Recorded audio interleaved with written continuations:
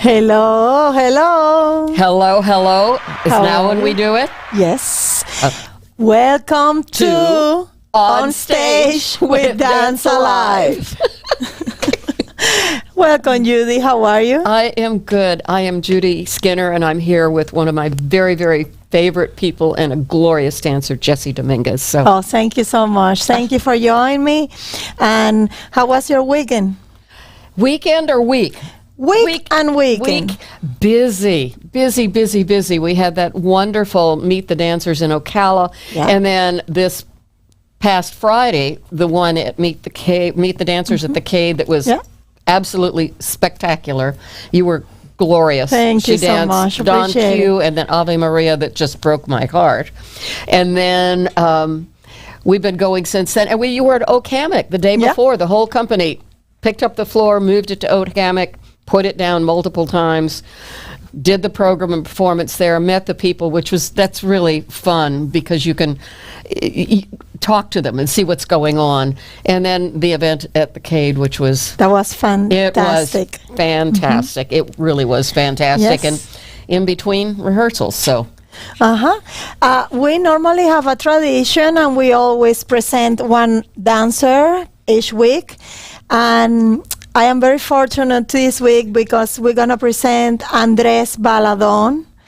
Andy has been with Dance Alive for 14 years. He has been here for a while. Oh, yeah. He's also our assistant artistic director.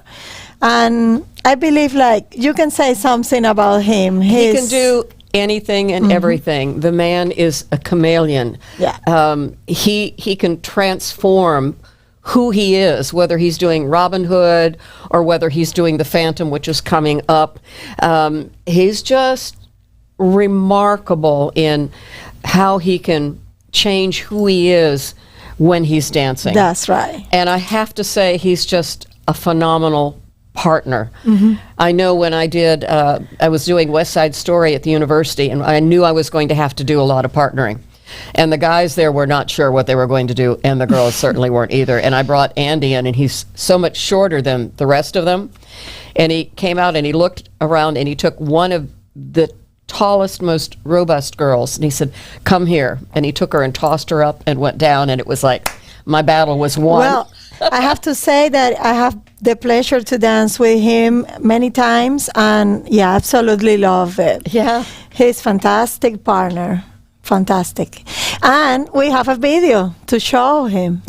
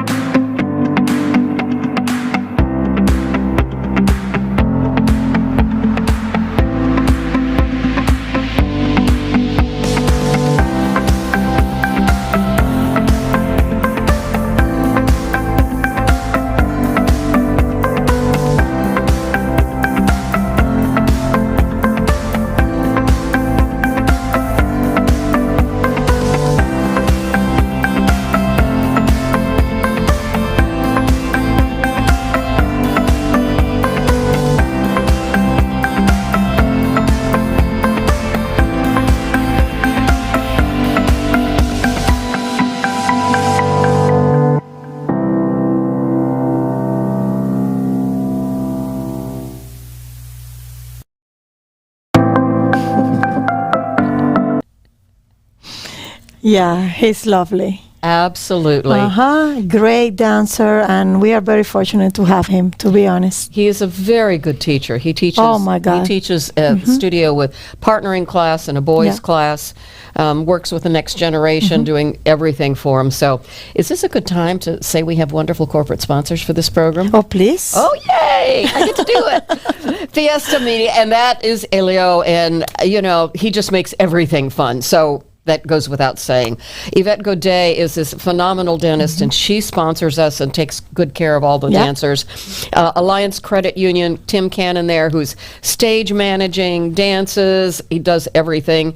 And then Pofall Studios, which is the training ground for so many of the kids and the dancers. We have 1, 2, 3, 4, Marilyn and Rosemary and Rachel coming out of the studio that are now working professionally. So that's great. Yeah. Well, I want to say that we have another short clip to show from our dancers that are now out. Yep, we have 4 dancers coming from Brazil, and then Tenki will be coming back from Japan. From Japan, exactly. They've been dealing with visa Visas. issues and all the rest of the things, but we are very excited to have Tenki, of course, back. He's beautiful. And then the 4 Brazilians, 2 women and 2 men who are quite lovely. And we have a short video from them. Yes, saying hello. Hi everyone, my name is Luana Raissa. I'm a Brazilian dancer and I just finished the process to get a visa and go back to America. I couldn't be more grateful and happy to be part of Dance Alive this current season. I miss it very much. Unfortunately, I couldn't get everything done in time to be admitted the dancers, but I hope I meet you all at the next performances. Bye! Hi everyone, I'm Beatriz, I'm from Brazil, and I'm so excited and happy to join Dance Alive National Ballet. I'm looking forward to see you soon. Hello, I'm Tenki Nomura. It had been taking time a lot for my visa process, but finally it uploaded. So I'm looking forward to join Dance Alive for this season. See you soon. Bye.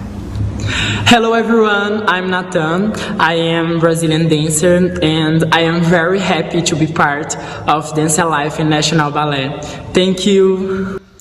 Hi everyone, my name is Thales Ribeiro and I just came here to say that I'm so excited to be part of the season with Dance Alive.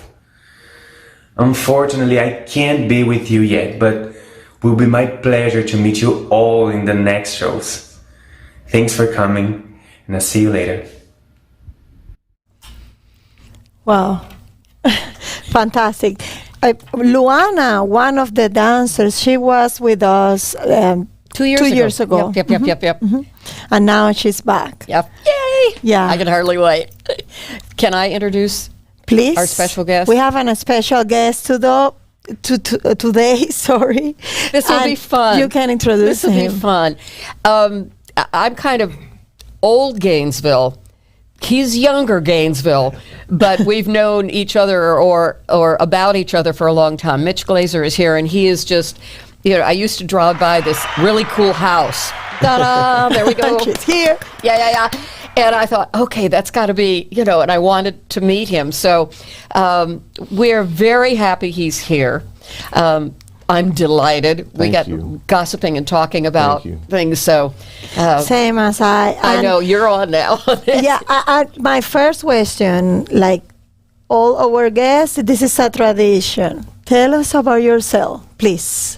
Be our guest. That's a very open-ended question, but as Judy said, I'm from Gainesville, and my parents, my dad was stationed down at MacDill Air Force Base in Tampa, and my mother was born and raised in Zephyr Hills, Florida, outside of Tampa, and they met, married, and after my dad served in the Air Force, came here to go to school, and it was interesting. They got married and moved into I think it was 28-foot long mobile home of all things. And in 36 months later, as he was going to college here, they were a family of 5. Wow. So they had 3 children within 36 months. And so he dropped out to take care of the family. And So kind of fast forward, many years later, I came along, and my mother couldn't have any more children. And so they became very involved in the community and did a lot of great work. We were talking about it a little bit earlier. Yeah. I know you wanted to ask about it. It's the reason I kind of bring it up is there's part of the family there. Yes. That's right. So I'm one of 81 kids. My parents were foster parents. So they took in 76 foster children, adopted one. There's Teresa in the back. How amazing is that? That's a very, very small sampling of a picture was taken at my house. But anyway, so we were very involved in the community, have served on probably 25 different boards, been chair of about 20 of them. And my parents started the Foster Parent Association in the state of Florida, the Foster Parent Association of Alachua County, have remained very, very active. My dad passed away about 6 months ago and had a wonderful life, and we were able to share a lot of great experiences. It was a beautiful life that he lived. My mom is still very active and alive. She turns 85 in a couple days. Wow. But my dad was very involved in real estate. They're the men. Active in yep, there's my father on the left there. That's the four boys that were born to my parents, and then, of course, one adopted and 76 other foster children. But no, I think I learned a lot from them as being responsible citizens, working hard, working honestly, recognizing that, to a kind of an interesting perception that we're all not created equal, that some of us have different abilities, but also we're not born into the same set of circumstances. And what they have, really taught us from the very, very beginnings is that, when you are blessed the way that certainly I was, and I'm very grateful, that it is a responsibility that's also laid on me to help those around me who are maybe less fortunate, or just even through mentorship, just those kinds of things, to share experiences, life experiences, and so forth. So there's a lot of different things that I've done in life. There's a lot of stories. Anybody that knows me, I'm a man of stories. But I'll leave it there. I know you all have a lot to talk about. I'm a raving fan of Dance Alive, as you know. Thank you. And Judy's just been here. I mean, she's an icon, as we all know. She is. She really is. And, I've been a fan. I've gone to numerous events. I've been, partaking in many events and so forth. In terms of, I know we had one about 6 or 8 months ago out of Tech City as an example. I was there. Yeah, right. And it was just a beautiful performance. It was incredible. And I think that's the part that makes Dance Alive so magnetic and really spectacular, is the quality of the talent, and the performances are just remarkable. And we were talking about my dancing abilities, which are very limited. There is a photo. Yeah, that was awesome. That was such a beautiful moment, right? I know. I mean, just incredible. And actually, it's such a special moment, not just for that child, but for everyone in attendance. It's such a warm and resourceful feeling to know the kind of moment that creates, right? That's right. And it takes a lot of work. It takes coordination. It takes sponsors, and it takes a community to support this kind of effort.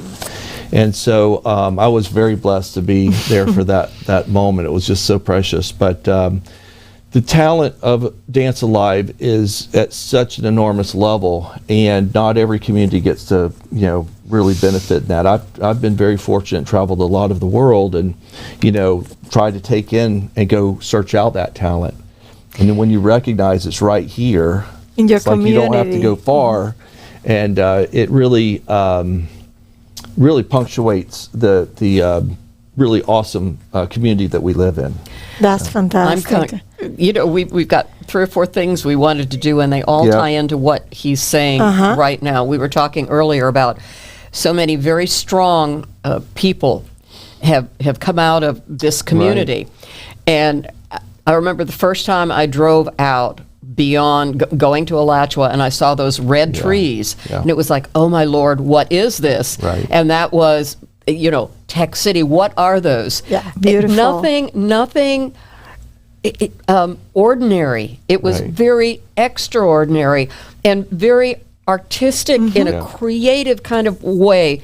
And I remember I saw you, and you were generous enough to kind of walk me through this amazing, that's not a facility, it's a community. right. Yeah.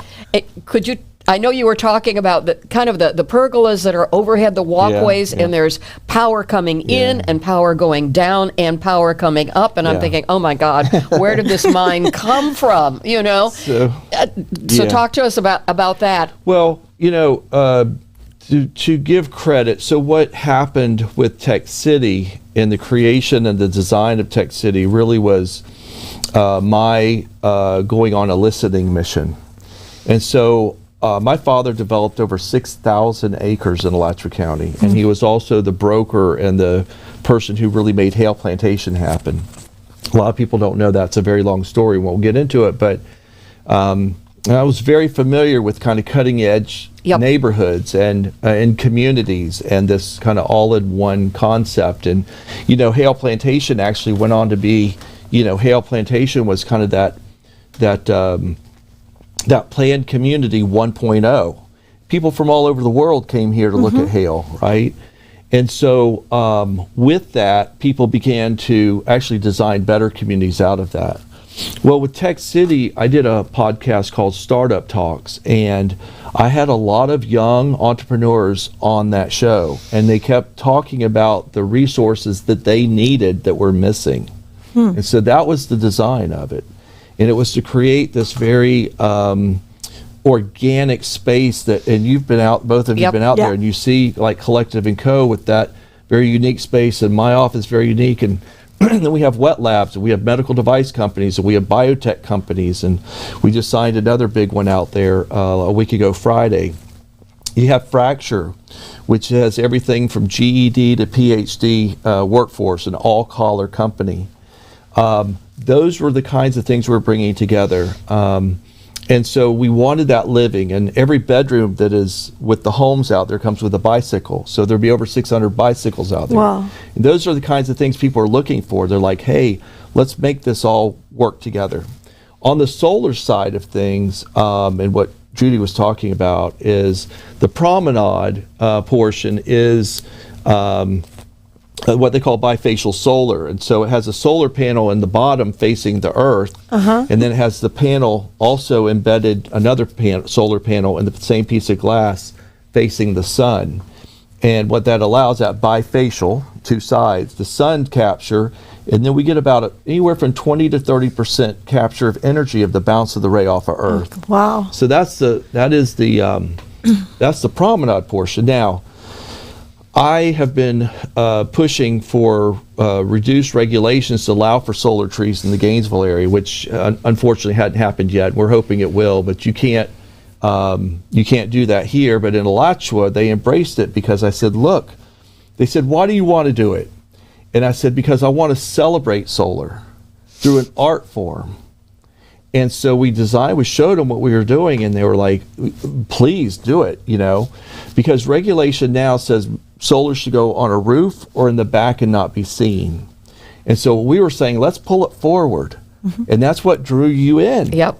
And so we said, let's bring this art form and bring those solar trees. They're bifacial also. So that solar panel is actually facing the earth, and it's also facing the sun. And that was another Gainesville artist that did that. Yes, Lex Stoll, who is a That's fantastic. awesome. Fantastic.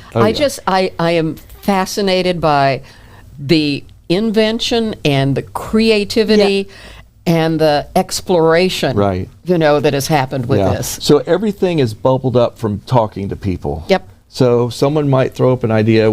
I saw the video earlier that was showing the tall building. So we're working very hard in making that building there. That will house the world's tallest indoor rock climbing gym. Wow. Okay.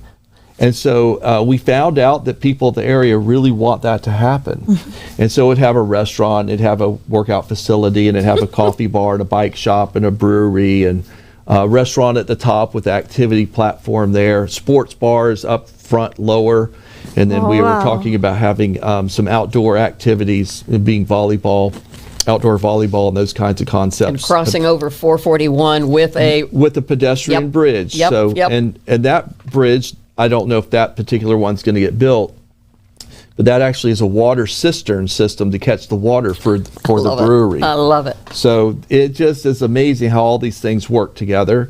Of course, we're adjacent across the street to the San Francisco Hammock, which is 7,200 acres of pristine, set-aside green space with 30 miles of bike trails. Wow. So, yeah. Amazing. You have a really strong relationship with Alachua, the chamber there, and the movers of Shaker of Alachua, who are interested in making the city accessible. Yes.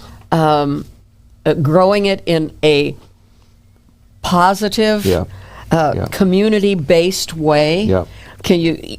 And I know the people that we talked to there are very supportive of arts going on. I mean, we now do the Nutcracker out there on that outdoors. But can you tell us the kinds of things that you've working with the chamber? What's really unique about Alachua that's I'll just speak for Alachua and nothing against other communities, but so if I'm a restaurant and I'm a restaurant owner and I want to open a restaurant and I know and I'm a mover and shaker, as you call it. If I know the right people and they say, we can open this restaurant in 30 days, and I open my restaurant, I would have been given what you might call the red carpet treatment, right? Like, here you go, Mitch, let's roll it out. Whatever you need, you have access to. What I will tell you that separates Alachua from a lot of communities is I've done a lot in Gainesville and the other areas, and I know a lot of the people to go to and maybe open my restaurant very fast. They would tell you, Mitch, you come, we'll get your restaurant open. But if you come along and you have, let's say, Fracture, which has 125 employees, and you aren't that person that knows how to get in the front door and make it all happen, and it takes you so long to open that you're not successful, or maybe you don't come, then those people don't come to my restaurant. And what's very unique about Alachua, what I tell people all the time, they not only have a red carpet that's really long, they have one that's really wide. And so if you were to go down there and you wanted to open a restaurant, you would get the same treatment as I would. And that's a fact. And that's what you were referring to, that openness and eagerness. And they're also very, very upfront about not wasting your time or money in terms of if you brought something to the table that wasn't going to work. And so that's another real value that they have, is that they have this very open dialogue about what kind of community they envision. And I think that's very important for leadership to be able to articulate that to people who want to invest in their community. And that's not always the case in every community. Those visions are not really set out. A lot of times people go down paths that don't work out. They get frustrated when they could have been cut off a little bit earlier, or they have such a great idea, they still get frustrated because they really don't have that kind of red carpet treatment, I'll call it. So, but Alachua's great. I mean, they're very, very focused on becoming that greatest little town in America kind of concept. Their youth sports programs are amazing. Their 4th of July, I mean, no one has their 4th of July on 4th of July except Alachua, because everybody loves going there. That's right. And what they're going to do this fall for Christmas is going to be spectacular. So they're doing a whole new lighting system in their downtown. Of course, they have the Christmas tree lighting, and then Santa Claus will show up. And then for 3 days, 3 Fridays, they're going to shut the whole street down, the downtown, and they're going to have horse carriages going back and forth, taking people.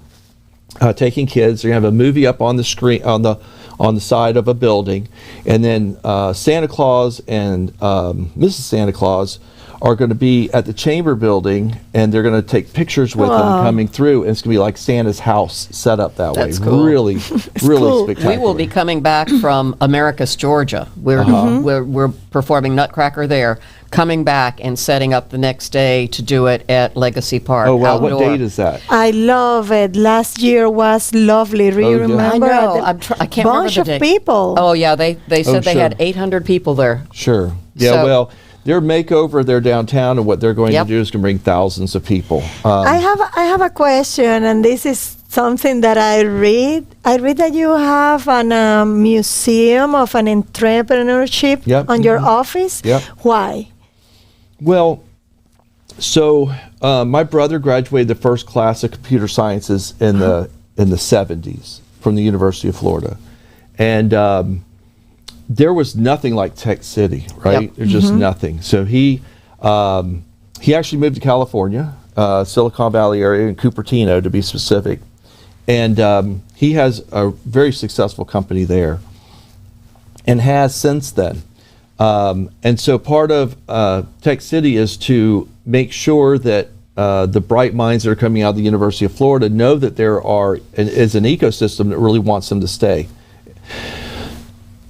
So you hear a lot about innovation. You hear Innovate Gainesville, Innovation Hub, Innovation Square, Innovation District, even our wonderful Cade Museum of Creativity and Innovation. There's a lot of focus on that innovate, which is the mad scientist or the creation of something, right? Well, entrepreneurship is very, very different. So entrepreneurship takes the product to market, right? So it's much like the way I explain it is almost like football or baseball. They're both sports, okay? So invention and entrepreneurship are both in business, but to play football takes a different skill set. To play baseball takes a different skill set. So the person who is an inventor, that what I call the mad scientist, typically does not have the skill set to take the product to market. Yep. So what we've done at Tech City is we are squarely focused on entrepreneurship. We're not focused on the inventions of anything. What we want to do is companies that have their patents or their business plans or their companies already thriving and starting to grow. We want them to be attracted to Tech City as an entrepreneurship place to be so that they can take their product to market. And it's a very, very different focus. And so it's not as if somebody came in and said, hey, I want to, invent something. We would turn it away necessarily, but that's not our focus. So when you come in our museum, we have a lot of different Americana items. It's from an original 1984 Macintosh computer, or it might be telecommunications, it might be data, it might be automation or automobile or mobility or aviation. We have a Wright brother model of a plane. We have a huge old 1920 something, I forget, tractor in there. It's hand cranked. And so we talk about agriculture. And so those pieces, we talk, and we even have a sewing machine. So a hand pedal, non-electric sewing machine. And why we have the sewing machine there is because that invention really allowed for the first female entrepreneurs, right? And so it allowed women to actually go into business because they were making product and could take it to market, right? And so we teach young people. We just exceeded 3,000 people. And we've been open for 24 months. Congratulations. Thank That's you. amazing. We've had over 3,000 people through to take a tour. And so we teach them that difference. And so we don't have to invent the watch. If we all take our watches and we put it in a case and we open the door, we become entrepreneurs. But we don't have to be an inventor. And once people understand that, because not everybody's going to be on the invention side, right? Yeah. I mean, it's like, I don't have that. I don't even know what to invent, right? So I don't have that skill set, but I definitely know how to be an entrepreneur. So that's about the museum. That's fantastic. And I invite anybody to come out and see it. It's really unique. That's great. Well, I think we're almost at the end of the show. I know. I'm thinking. I know. We need another half hour. I know. I want to say thank you, Mitch. Yeah, thank you you so much. I would do Dancing with the Stars, but I've never been invited. Wow. He has been invited. He has been invited. Whoa. More than one time. More than one time. Whoa. Okay, we need to That's keep not this true. clip, and we need to run this over and over I and know. over.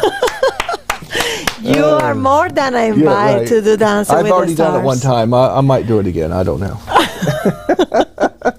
I will send you an here's the email. thing. I do Dancing with the Stars. It's just it's the alarm clock goes off and wakes me up from the dance. So, anyways, I love what you do. Both of you are Thank rock you. stars. Thank you so Beautifully much. Well Thank done. you. And we're very blessed to have you in our town. For Thank sure. you. Well, we don't have any more time. We are good. We have time for the trivia question, Elio? Yes? Okay. Well, we have this tradition. We have a trivia question. Oh, and- trivia question. Yes. Oh. And for you, it's going to be a music cheat. question. No, just hear this music Okay. and please, if you know, tell us which ballet this music belongs. It's easy. You're playing the music? It's playing. I can't hear it. Oh, with the headset. Ah, it's not hearing? No. Okay. We can. I can give you a big clue. Okay. Yeah, you can. I don't know if you remember Richard Drake and Voice of the Arts, Okay. but I told him if he played this music before November 15th, I would not make a contribution to Voice of the Arts because I didn't want to hear that music until I absolutely had to hear the music. So which ballet would that be? The Nutcracker. Da-da. Hey, there you go. All right. That was good. I'll tell you what. That was good. I started sweating there, Judy. I think I needed makeup. Oh, wow. Judy, thank you so much. You saved this. Hey, I got it. Yeah, you got it. I get You to got come it back. right. Well, Mitch, Thank you. It's been wonderful. yeah, it has been fantastic, and I hope that you continue supporting the arts, Sure, of supporting course. entrepreneurs, and I have to say that our community and Alashua community is very fortunate to have you. Thank We are you. blessed. Yeah, we are blessed. So Thank thank you one more Yep. time, and let's thank our sponsors once more. Can I? Yvette Please. Godet? Uh-huh. Oh, yes. Yvette Godet is rescuing me. Thank you very much. And Fiesta Media. Elio over there, he's waving and he's Thank you, gorgeous. Elio. Tim Cannon at Alliance Credit Union and Pofall Studios and all of our supporters Yeah. that help us through the year. Thank Yeah, you so much for thank what you you. do. And well, see you guys next Monday. Hasta la Bye. vista.